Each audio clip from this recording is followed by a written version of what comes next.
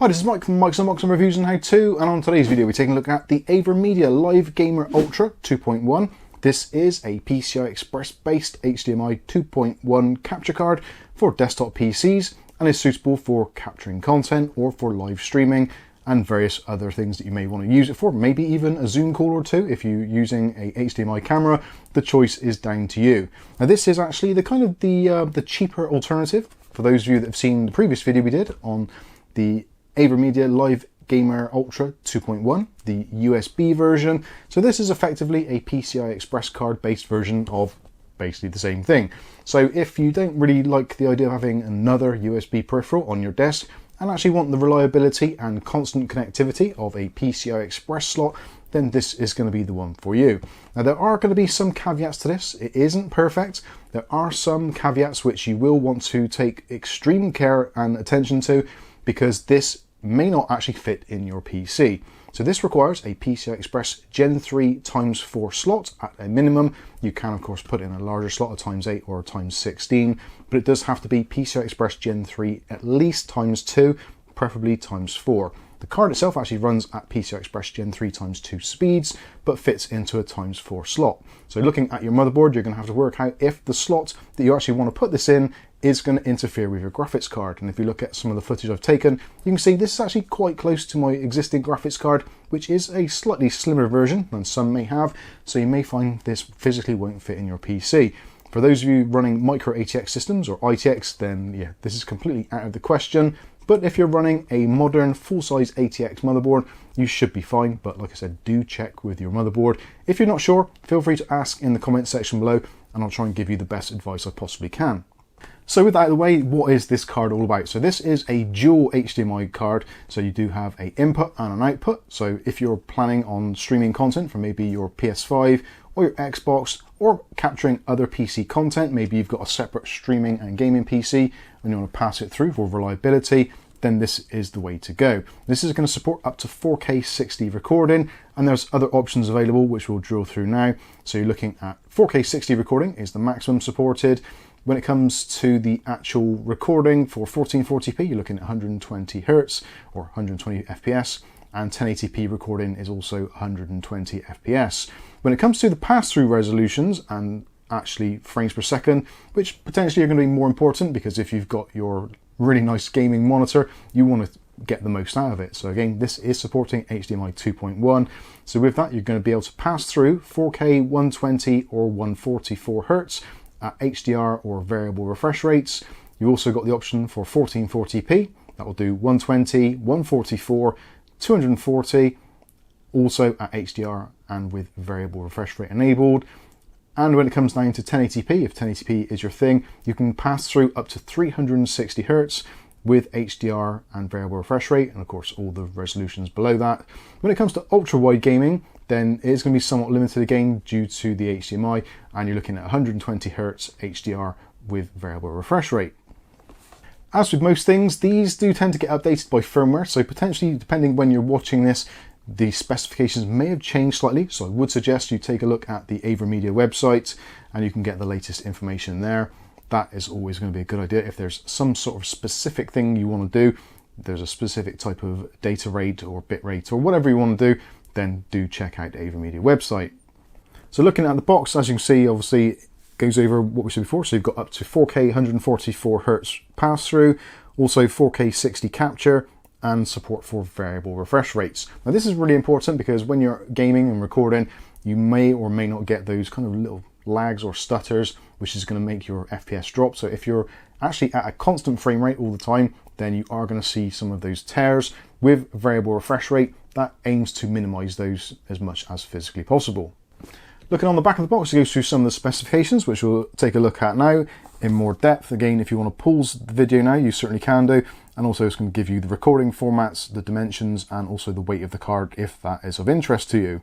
Something else which is mentioned actually on the back there in the details, if you don't want to do 1080p, you want to do something a little bit lower, so maybe you've got some older consoles you want to run, it's absolutely fine with those as well. You've got no issues there. Again, even some of the really old consoles are fully supported as long as they're on HDMI, or you're using something like a RetroTink to get your information from your composite or S video into HDMI.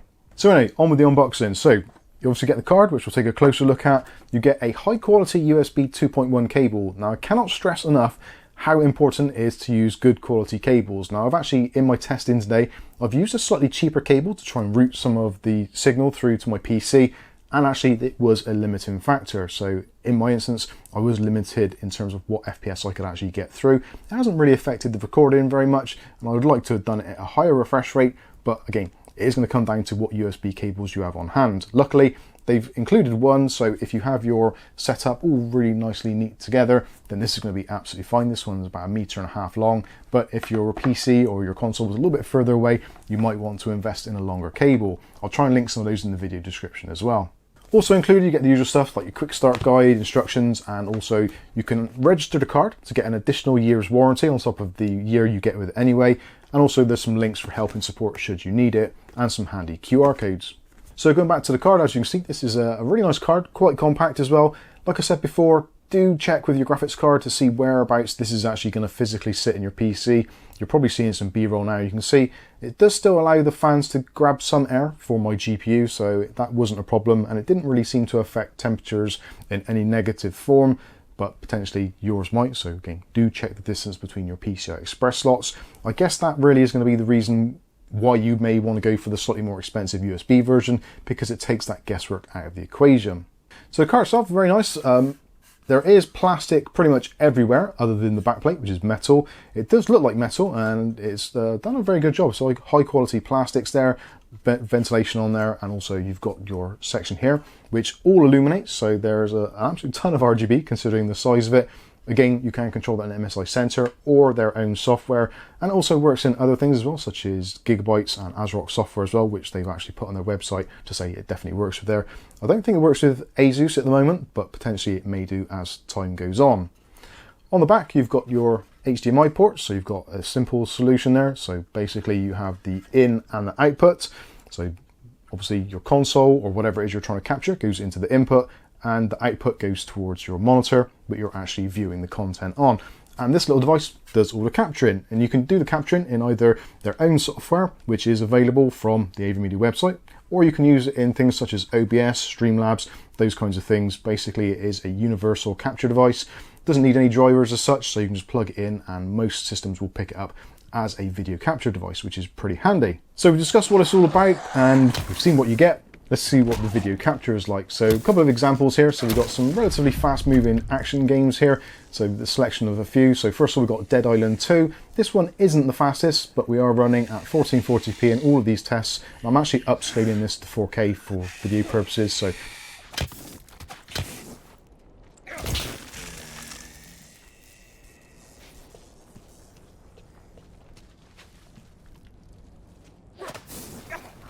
but going back to the footage, I think it looks great. There's very minimal lag or stutter. And actually, when it comes to the pass-through, I was actually playing this connected back up to my other 4K 60Hz monitor, and it was absolutely fine. There was no obvious lag or any kind of slowdowns or anything.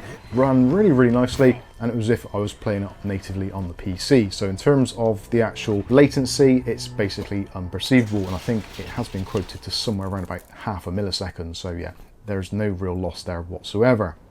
Going on to something a bit faster now, so Rocket League. This is a very fluid game, and the capture has done a particularly good job here. I think it looks very good. You have to let me know in the comment section what you think. Again, this is 1440p, upscaled to 4K, so you've also got YouTube's algorithmic scaling as well, which does detract from the image quality somewhat, and I must say the actual image that I've watched back on my PC is fantastic.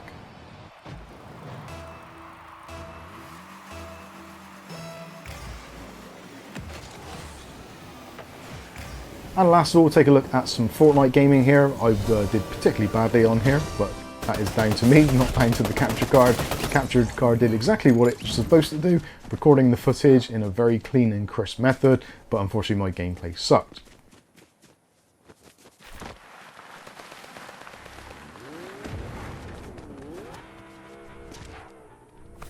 So there you are. There is the Avermedia LIVE Gamer Ultra 2.1 HDMI 2.1 video capture card. I am very much in two minds about this. I'm thinking, in terms of the price, I think it's about right for what it is, giving you that HDMI 2.1. If you need that fast a capture, if you don't necessarily need it to be capturing at 60Hz 4K, and you could do with something a little bit lower, then maybe you could check out the GC571, which we've also reviewed on the channel. I'll put links for that in the video description as well. And potentially you may find that your PCI Express is going to let you down possibly on your motherboard. Again, you do need to have that PCI Express Gen 3 x4 slot available, and for it not to be completely obscuring your graphics card. If that is the case, then you may want to check out the other model, which is the USB version of this, which you are going to pay a very slight price premium for, but ultimately might give you a little bit more flexibility and also the ability to swap it around between PCs should you need to. Whereas this, obviously, you're going to have to take your PC apart to remove it. But anyway, there you go. That has been the Avermedia LIVE Gamer Ultra 2.1 HDMI capture card. I think this is actually a pretty good idea. Let me know what you think about it in the comments section below. Are you thinking of potentially getting one? If you are, do let us know. We're always interested to get your feedback on these things. And again, if there's any of the other Avermedia products which you'd like us to take a look at and give you our honest opinion on, please feel free to let us know in that comments section below. I think that's going to wrap this one up. I've been Mike. This is Mike's Unboxing Reviews and How To, and hopefully we'll catch you in the very next video. Thanks for watching.